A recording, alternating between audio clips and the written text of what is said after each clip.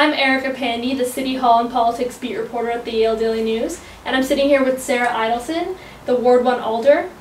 Sarah is being challenged by Fish Stark in the Ward 1 primary on September 16th, and we're just here to talk to her a little bit about the issues. So Sarah, I just wanted to ask you, what do you think is the single biggest issue in New Haven today? Single biggest issue?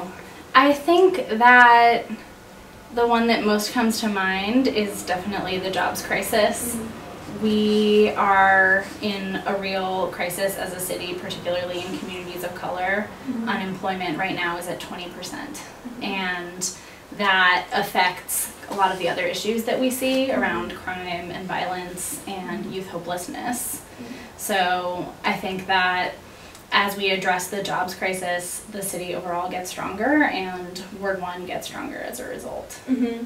And you and Fish agreed at the debate that the 500 job commitment that the university made for New Haven residents was not enough. What can the Ward 1 Alder do, and what would you do if elected to make sure the university invests more in the city?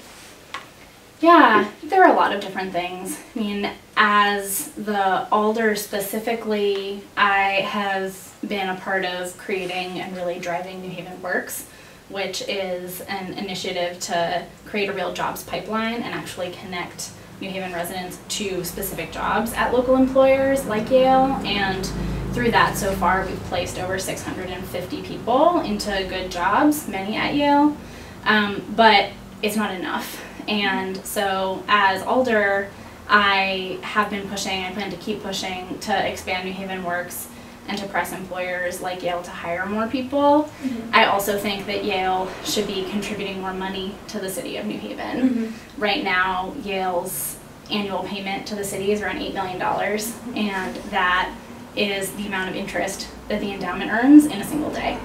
So if Yale paid taxes, they would be contributing around $138 million. Mm-hmm. That leaves us with a very serious budget shortfall in a moment in which over a third of kids in New Haven are living below the poverty line. Mm-hmm. So I think that's unacceptable, mm-hmm. and that the Ward 1 Alder should be pressing both on the board and with community members and students marching in the streets, protesting, really putting pressure on Yale to do more. Mm-hmm.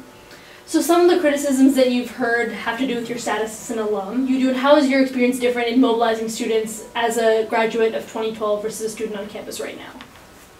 Yeah, I mean, I think, like most Yale students, I moved to New Haven to go to Yale. Mm-hmm. And in the 4 years that I was here as a student, my relationship to the city changed gradually and deepened gradually, and it was through that time that I realized I really loved living here and it was where I wanted to stay. Mm-hmm. So I think that having had that experience on campus, I have a real deep understanding of what it's like to be a Yale student and the challenges and opportunities and barriers that we face to actually getting involved in New Haven. But I also have the experience of pushing through that and figuring out how to do it and how to be a New Haven resident, and then actually deciding to stay here and really make this my city. And I think that's an important thing that I bring to the role. Mm-hmm.